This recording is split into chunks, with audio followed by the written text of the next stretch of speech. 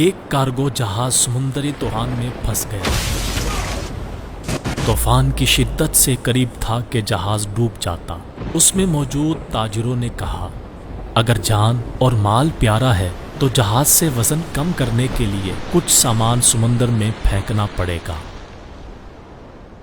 تاجروں نے آپس میں مشورہ کر کے طے کیا کہ سب سے زیادہ سامان جس تاجر کا ہے وہ پھینک دیتے ہیں تاکہ ایک ہی بندے کا نقصان ہوگا۔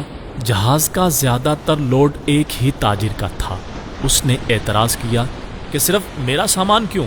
سب کے مال میں سے تھوڑا تھوڑا پھینک دیتے ہیں۔ انہوں نے زبردستی اس نئے تاجر کو سامان سمیت سمندر میں پھینک دیا۔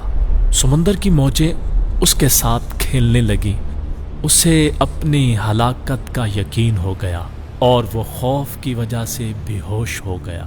جب ہوش آیا تو کیا دیکھتا ہے کہ لہروں نے اسے ساحل پر پھینک دیا ہے، اور اس ساحل پر نہ تو کوئی انسان ہے نہ ہی مکان۔ جان بچنے پر اس نے رب کا شکر ادا کیا، اپنی سانسیں بحال کی اور وہاں پڑی لکڑیوں کو جمع کر کے سر چھپانے کے لیے ایک جھونپڑی سی بنائی۔ اگلے روز اسے کچھ خرگوش بھی نظر آئے۔ ان کا شکار کر کے گزر بسر کرتا رہا۔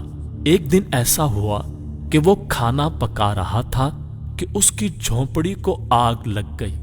اس نے بہت کوشش کی مگر آگ پر قابو نہ پا سکا۔ اس نے زور زور سے رونا شروع کر دیا اور کہنے لگا، اب میں کیا کروں؟ یہ شکوہ کر کے وہ خالی پیٹ سو گیا۔ صبح جاگا تو عجیب منظر تھا۔ دیکھا کہ ایک کشتی ساحل پر لگی ہے اور وہ لوگ اسے لینے آئے ہیں۔ اس نے کشتی والوں سے پوچھا کہ تمہیں میرے بارے میں کیسے پتا چلا؟ انہوں نے جو جواب دیا اس سے تاجر حیران رہ گیا۔ کشتی والوں نے کہا کہ ہمیں پتا تھا کہ یہ ساحل غیر آباد ہے، لیکن دور سے دھواں اٹھتا ہوا نظر آیا تو سمجھے شاید کوئی یہاں پھنسا ہوا ہے جسے بچانا چاہیے، اس لیے ہم تمہارے پاس آئے۔ پھر تاجر نے اپنا پورا قصہ سنایا تو ملاحوں نے یہ کہہ کر اسے مزید حیران کر دیا، جس جہاز سے تمہیں سمندر میں پھینکا گیا تھا وہ آگے چل کر غرق ہو گیا۔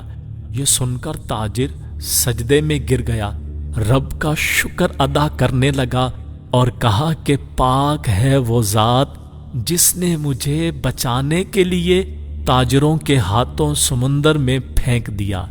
بے شک اللہ پاک اپنے بندوں کے بارے میں زیادہ جاننے والا ہے۔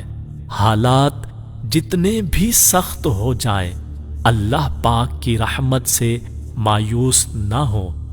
ہر حال میں اپنے رب پر بھروسہ رکھیے۔